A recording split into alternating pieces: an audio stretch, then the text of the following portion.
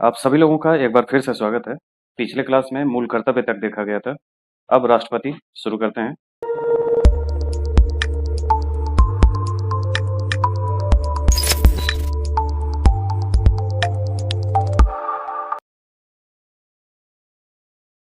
इसमें पहला सवाल है कि निम्न में से कौन भारतीय गणतंत्र का प्रमुख है? तो ये भारत का राष्ट्रपति। दूसरा कथन है कि भारत का राष्ट्रपति ब्रिटिश राजा से भिन्न है। कारण है कि भारत के राष्ट्रपति का पद अमेरिका के राष्ट्रपति से मिलता है। ये गलत है, लेकिन राष्ट्रपति का जो पद है वो ब्रिटिश राजा से भिन्न इसलिए है क्योंकि ये भारत का निर्वाचित राष्ट्रपति है। अधिकार में दोनों समान है, लेकिन व्यवस्था अलग, दोनों के अलग अलग है। वहाँ वंशानुगत है, यहाँ निर्वाचित है। अगला कथन है कि संघीय कार्यपालिका का प्रमुख भारत का राष्ट्रपति होता है। कारण है कि राष्ट्रपति की शक्तियों की कोई सीमा नहीं। ए सही है, किंतु आर गलत है। सीमा तो है ही, ये मंत्रिपरिषद के अनुसार चलना पड़ता है। भारत के राष्ट्रपति अपनी शक्ति का प्रयोग किसके माध्यम से करते हैं? सीधे अथवा अपने अधीनस्थ अधिकारियों से। भारत का कार्यपालिका अध्यक्ष कौन है? यह है राष्ट्रपति। संविधान के निम्नलिखित अनुच्छेदों में से किस एक के अंतर्गत संघ की कार्यपालिका शक्तियां राष्ट्रपति में निहित है? अनुच्छेद 53। संविधान के समस्त कार्यपालिका शक्ति निहित है राष्ट्रपति में। भारतीय संविधान में केंद्रीय सरकार की अधिशासी शक्तियों को किसमें निहित किया गया है? तो यह है भारत के राष्ट्रपति में। कथन है कि भारत की कार्यपालिका शक्तियां भारत के राष्ट्रपति में निहित है। कारण है कि कार्यपालिका शक्तियां सरकार का व्यवसाय चलाने से संबंधित है। ये कारण गलत है, स्पष्टीकरण नहीं। देखें व्याख्या। चलें, कथन है कि राष्ट्रपालों का सर्वोच्च कमांड राष्ट्रपति में निहित है। कारण है कि प्रधान सेनापति की हैसियत से राष्ट्रपति की शक्तियां विधायी नियंत्रण से स्वतंत्र। तो ये सही है, किंतु आर गलत है। विधायी नियंत्रण में तो है ही। वह राष्ट्र का प्रतिनिधित्व करता है परंतु राष्ट्र का नेतृत्व नहीं करता। यह उक्ति निम्न में से किस पर लागू होती? यह है राष्ट्रपति। भारत में राष्ट्रपति का निर्वाचन किस प्रकार होता है? ये अप्रत्यक्ष मतदान से, एकल संक्रमणीय और आनुपातिक प्रतिनिधित्व पद्धति द्वारा। कथन है कि भारत का राष्ट्रपति अप्रत्यक्ष निर्वाचन से चुना जाता है। कारण है कि एक निर्वाचन मंडल की व्यवस्था है जो संसद के दोनों सदनों और राज्यों की विधानसभाओं के निर्वाचित सदस्यों को मिलाकर बनता है। दोनों सही है और सही स्पष्टीकरण है। भारत में राष्ट्रपति का चुनाव किया जाता है एकल हस्तांतरणीय मत प्रणाली द्वारा और आनुपातिक मत प्रणाली द्वारा, दोनों। राष्ट्रपति के निर्वाचन मंडल के सदस्य होते हैं संसद के दोनों सदनों के निर्वाचित सदस्य, राज्यों के विधान मंडल नहीं, विधानसभाओं के है, तो तीसरा होगा कि सभी राज्यों के विधानसभाओं के निर्वाचित सदस्य और दिल्ली और पुदुचेरी विधानसभाओं के निर्वाचित सदस्य। तो 1, 3 और 4 सही है। विधान मंडल नहीं होगा क्योंकि विधान परिषद वाले भाग नहीं लेते, और वर्तमान में यहाँ दिल्ली पुदुचेरी के साथ जम्मू कश्मीर भी जुड़ जाएगा, इसलिए अगले सवाल जो भी पूछे जाएंगे उसमें जम्मू कश्मीर भी ऐड होगा क्योंकि जम्मू कश्मीर में विधानसभा है।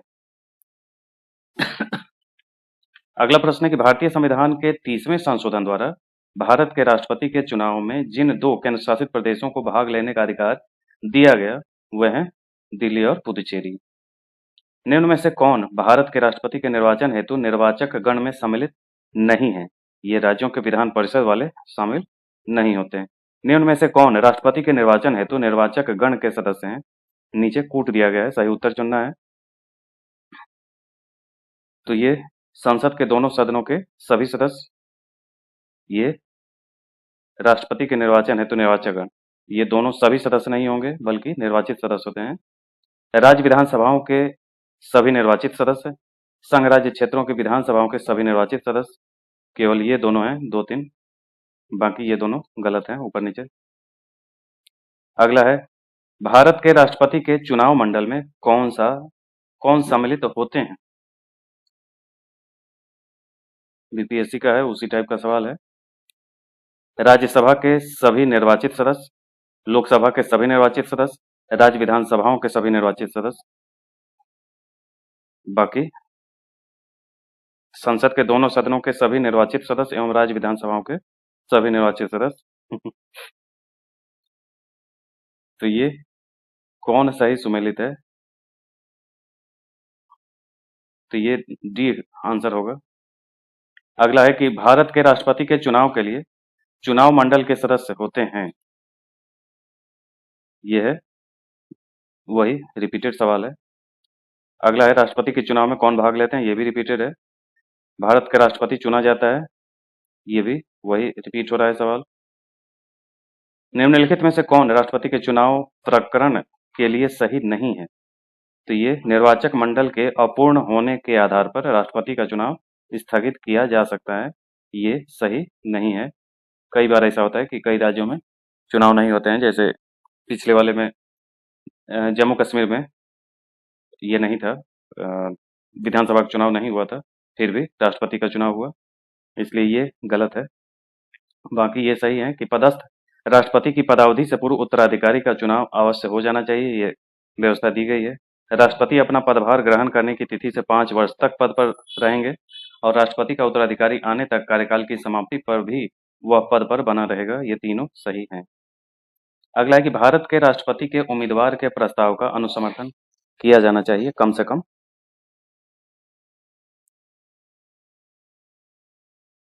इसमें 50 निर्वाचक होने चाहिए, इसमें ऑप्शन में ही नहीं है।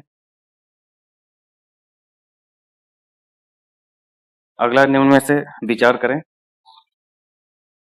भारत में राष्ट्रपति चुनाव के निर्वाचक मंडल में नंबर 1 विधानसभा के निर्वाचित सदस्य के मत का मूल्य बराबर राज्य की राज्य की जनसंख्या बटा राज्य के विधानसभा के निर्वाचित सदस्यों की संख्या गुना 100 नहीं है, 1000 है।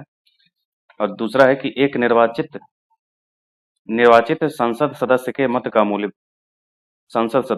मूल्य बराबर सभी निर्वाचित विधानसभा के सदस्यों के मत का कुल मान बटा निर्वाचित संसद सदस्यों की कुल संख्या। ये सही है।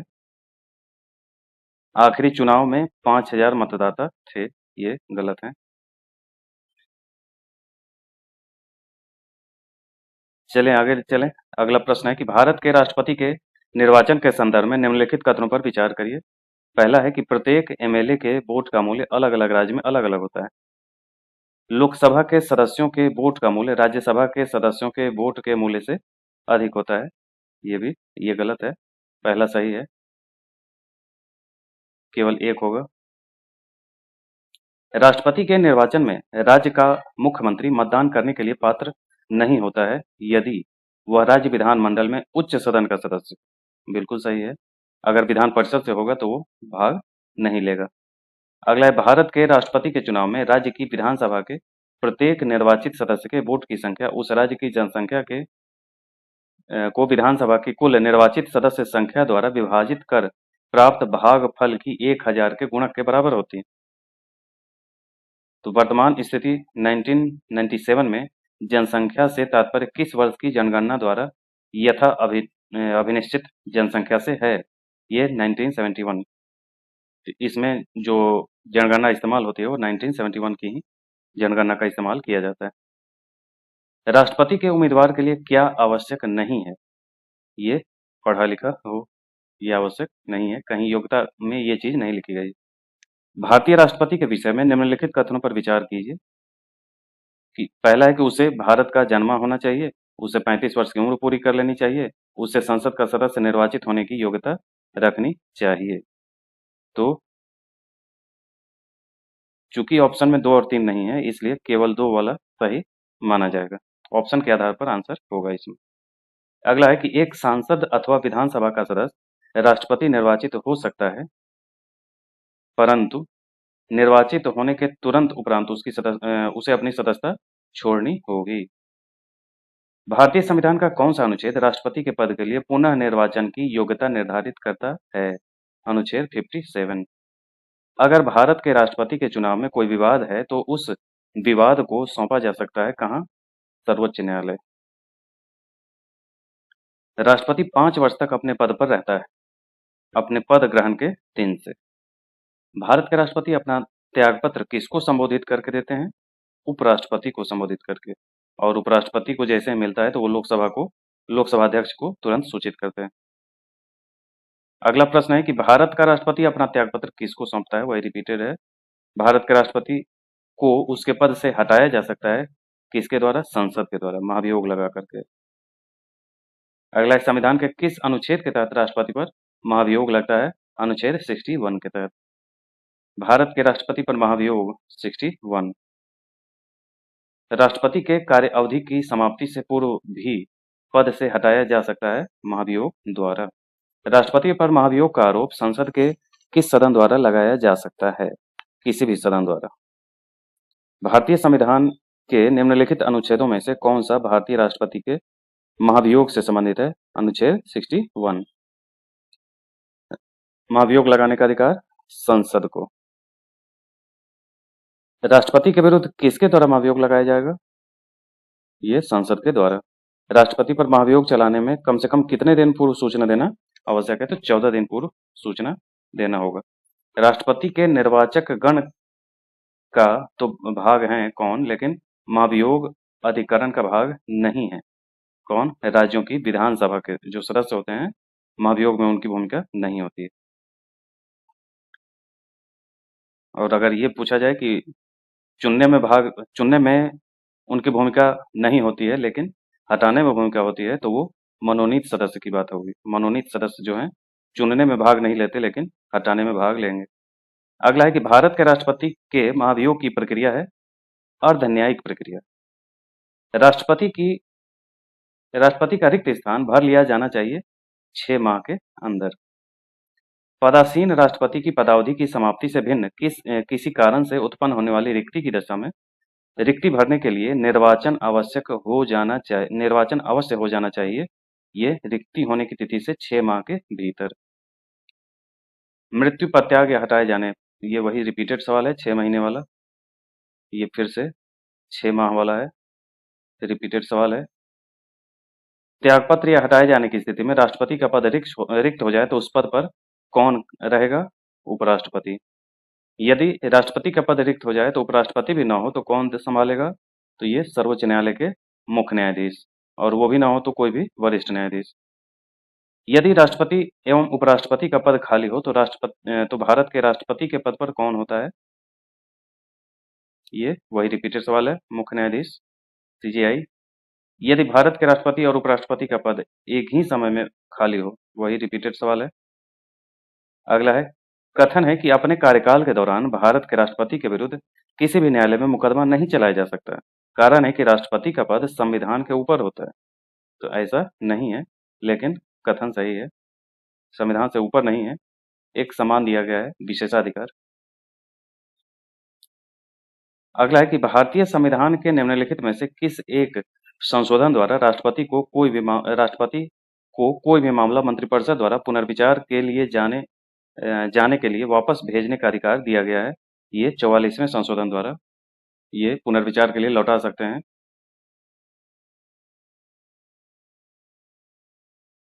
ये 44वें संशोधन द्वारा जोड़ दिया गया है।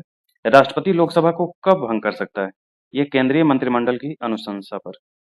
भारत के राष्ट्रपति किसकी अनुशंसा पर लोकसभा को भंग कर सकते हैं? यह है मंत्रिपरिषद। लोकसभा और राज्यसभा की संयुक्त बैठक किसके द्वारा आहूत की जाती है, यानी बुलाई जाती है? राष्ट्रपति के द्वारा। अनुच्छेद 108 के अंतर्गत लोकसभा और राज्यसभा की संयुक्त बैठक आहूत की जाती है राष्ट्रपति द्वारा। वही रिपीटेड सवाल है, वही रिपीट है कि कौन बुला सकता है कहे या आहूत कहे। भारत के राष्ट्रपति से संबंधित कथनों में कौन सा एक सही नहीं है? पहला है कि वह संसद का एक संघटक भाग है, वह दोनों सदनों में चर्चा में भाग लेता है, ऐसा नहीं है, ऊपर का सही है। अगला है कि प्रत्येक वर्ष दोनों सदनों की संयुक्त बैठक को संबोधित करता है, ये सही है।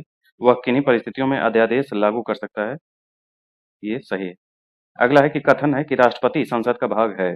कारण है कि संसद के दोनों सदनों द्वारा पारित विधेयक बिना राष्ट्रपति की स्वीकृति के कानून नहीं बन सकता है, तो ये सही भी है और स्पष्टीकरण भी है। एक विधेयक जो संसद में प्रस्तुत किया जाता है, कौन सी प्रक्रिया के बाद अधिनियम बन जाता है? तो ये जब राष्ट्रपति अपनी सहमति दे देता है। अगला सवाल है, भारत के राष्ट्रपति ने जिस एकमात्र मामले में अपने वीटो की शक्ति का प्रयोग किया था, वह कौन सा है? भारतीय डाकघर संशोधन विधेयक। ज्ञानी जेल सिंह ने किया था 86 में। अगला है कि निम्न में से किस राष्ट्रपति ने एक शक्ति का प्रयोग किया जिसे भारतीय शब्दावली में जेबी निषेधाधिकार कहा जाता है? ये ज्ञानी जेल सिंह ने किया था। भारतीय संविधान के किस अनुच्छेद के अंतर्गत राष्ट्रपति संसद के दोनों सदनों द्वारा पारित किसी बिल पर अपनी स्वीकृति रोक सकते हैं? ये अनुच्छेद 111। जब कोई विधेयक संसद के दोनों सदनों द्वारा पारित कर दिया गया है तो निम्नलिखित में से किसको उस विधेयक पर अनुमति रोकने का अधिकार प्राप्त है? तो राष्ट्रपति को। निम्नलिखित में से कौन सी राष्ट्रपति की स्वविवेकी शक्तियां हैं? तो ये हैं, पहला है मंत्रिपरिषद की नियुक्ति, विधेयक को आपत्तियों सहित वापस भेजना, विधेयक को रोक कर रखना, क्षमा प्रदान करना, संयुक्त अधिवेशन की अधिसूचना जारी करना, न्यायाधीशों की नियुक्ति। तो इसमें 3, 6 और 7 हैं। तो ये विधेयक को रोक कर रखना और संसद को संदेश भेजना और न्यायाधीशों की नियुक्ति। अगला है, निम्न में से किस विषय पर राष्ट्रपति के लिए मंत्रिपरिषद से सलाह लेना आवश्यक नहीं है? विधेयकों पर स्वीकृति देना। अगला है कि संविधान के अनुसार इनमें से राष्ट्रपति की विधायी शक्ति कौन सी है? अध्यादेश जारी करना। निम्न में से कौन राष्ट्रपति की स्वविवेकी शक्तियां हैं? फिर से उसी ढंग का सवाल है, तो इसमें आपको पूरा राष्ट्रपति का याद रखना होगा। पहला है बहुमत दल का नेता को प्रधानमंत्री नियुक्त करना। इसमें सीधे आंसर पे जाते हैं, तो किसी विधेयक को आपत्तियों सहित संसद के पास वापस भेजना, किसी विधेयक को रोक कर रखना, किसी विषय से संबंधित जानकारी के लिए प्रधानमंत्री से कहना और किसी परामर्श पर मंत्रिपरिषद से पुनर्विचार हेतु कहना। ये अपना विवेक इस्तेमाल करेंगे। अगला है कि जब केंद्रीय मंत्रिमंडल ने वर्ष 2002 में चुनावी सुधारों पर अध्यादेश के बिना किसी बदलाव के उसे राष्ट्रपति को वापस भेजा, तब राष्ट्रपति ने भारतीय संविधान के कौन से अनुच्छेद के अंतर्गत उसे अपनी सहमति दी? यह अनुच्छेद 123। उसमें ये कहा गया है कि दोबारा भेजने पर रोक नहीं सकते। संविधान के किस अनुच्छेद के अंतर्गत भारत के राष्ट्रपति को अध्यादेश जारी करने की शक्ति प्रदान की गई है? अनुच्छेद 123।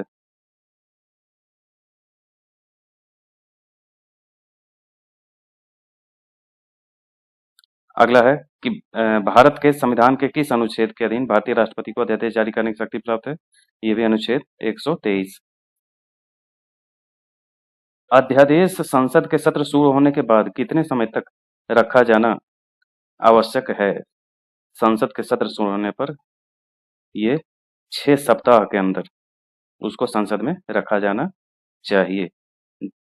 निम्न में से किसकी नियुक्ति भारत के राष्ट्रपति द्वारा की जाती है? वित्त आयोग के अध्यक्ष की, योजना के उपाध्यक्ष की या संघ राज्य क्षेत्र के मुख्यमंत्री की? तो योजना आयोग का जो उपाध्यक्ष होता है इसकी नियुक्ति प्रधानमंत्री करता है, न कि राष्ट्रपति। अगला है कि निम्न में से राष्ट्रपति किसकी नियुक्ति करता है? नियंत्रक, महालेखा परीक्षक, महान्यायवादी, राज्यों के राज्यपाल, ये सभी की। निम्न में से भारत का राष्ट्रपति किसकी नियुक्ति नहीं करता है? ये उपराष्ट्रपति का निर्वाचन होता है, न कि राष्ट्रपति नियुक्त करते हैं। वो केवल शपथ ग्रहण दिलाते हैं। संविधान असाधारण परिस्थितियों में राष्ट्रपति को राज्यपाल के कृत्यों के निर्वहन हेतु उपबंध कर सकता है। यह अनुच्छेद 160। भारतीय संविधान भारत के राष्ट्रपति को अधिकार नहीं देता है किस चीज का? राज्यों के मुख्यमंत्री की नियुक्ति का, क्योंकि मुख्यमंत्री ये होता है, निर्वाचित होता है और राज्यपाल के द्वारा शपथ ग्रहण कराया जाता है। भारतीय संविधान का कौन सा अनुच्छेद राष्ट्रपति को उच्चतम न्यायालय के से परामर्श करने की शक्ति प्रदान करता है? अनुच्छेद 143, 143। भारत के राष्ट्रपति की शक्तियों के बारे में निम्न में से कौन सा एक सही नहीं है? तो ये है, सर्वोच्च न्यायालय के परामर्श को स्वीकार करना चाहिए। ये ऐसा सही नहीं है, ये उनके अपने मर्जी पे छोड़ा होता है। तो सर्वोच्च न्यायालय का जो भी परामर्श हो वो मान भी सकता है, नहीं भी मान सकता है, और सर्वोच्च न्यायालय को भी अधिकार है कि वो परामर्श दे भी सकता है और नहीं भी दे सकता है, दोनों को छूट है। संविधान के अनुसार निम्न में से क्या शब्दशः भारत के राष्ट्रपति की शक्ति नहीं है? संसद के दोनों सदनों को संदेश भेजना। राष्ट्रपति का अधिकार है, जबकि 72 क्षमादान की राष्ट्रपति की शक्ति, अनुच्छेद 123 अध्यादेश निर्गत करने की शक्ति और 143 उच्चतम न्यायालय को परामर्श करने की राष्ट्रपति की शक्ति शब्दशः शक्ति के रूप में उल्लेख करते हैं।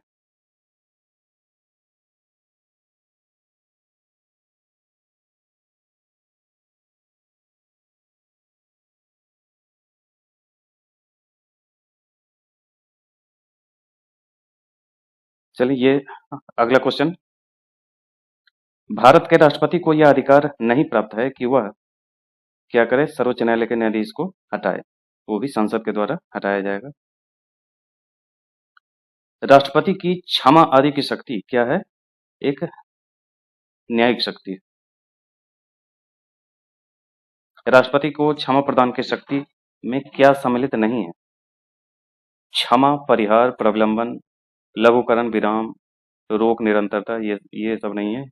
क्षमा है, लघुकरण है, परिहार है, प्रविलंबन है, विराम है।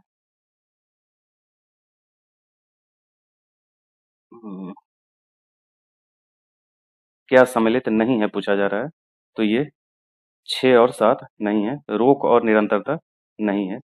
अगला है कि निम्न में से किस प्रकार के प्राधिकार भारत के राष्ट्रपति को प्राप्त हैं? ये औपचारिक और विधिक और संवैधानिक और नाम मात्र के ये हैं। अगला प्रश्न है कि भारतीय संविधान के अनुसार भारत के राष्ट्रपति का यह कर्तव्य है कि वे निम्नलिखित में से किसको या किनको संसद के पटल पर रखवाएगा? इसमें केवल लोक लेखा समिति के प्रतिवेदन को नहीं रखवाता, संघ के वित्त आयोग की सिफारिश को रखवाएगा, नियंत्रक महालेखा परीक्षक के प्रतिवेदन को रखवाएगा और राष्ट्रीय अनुसूचित जाति आयोग के प्रतिवेदन को रखवाएगा। लोक लेखा समिति जो है ये नियंत्रक महालेखा परीक्षक का जो प्रतिवेदन है उसकी जांच करता है, इसलिए इसका प्रतिवेदन सीधे संसद में ही लोकसभा अध्यक्ष को ये पेश करेंगे। अगला प्रश्न है, निम्न में से कौन सा संवैधानिक विशेषाधिकार राष्ट्रपति का नहीं है? ये वित्तीय बिल पर को पुनर्विचार हेतु लौटाना, ये इनका नहीं है। बाकी लोकसभा को भंग करना, प्रधानमंत्री की नियुक्ति करना, साधारण बिल को पुनर्विचार हेतु लौटाना, ये सब हैं। निम्न में से किसी भौगोलिक क्षेत्र को अनुसूचित घोषित करने का संवैधानिक अधिकार किसको है? राष्ट्रपति को। संसद के लिए राष्ट्रपति का अभिभाषण कौन तैयार करता है? तो ये केंद्रीय मंत्रिमंडल। अगला है, भारत के प्रथम राष्ट्रपति राजेंद्र प्रसाद किस राज्य से थे? तो ये बिहार से। अगला है कि स्वतंत्र भारत के प्रथम राष्ट्रपति थे बिहार से। 2 अवधि के लिए राष्ट्रपति डॉक्टर राजेंद्र प्रसाद। भारत के चौथे राष्ट्रपति वीवी गिरी। सर्वसम्मति से निर्वाचित भारत के राष्ट्रपति ये नीलम संजीव रेड्डी हैं और भारतीय राष्ट्रपति के सर्वसम्मति से चुने जाने का अभी एकमात्र उदाहरण वही है, नीलम संजीव रेड्डी हैं। तो ये 100 तक आज के लिए इतना ही। मिलते हैं फिर अगले वीडियो में। आज के लिए धन्यवाद।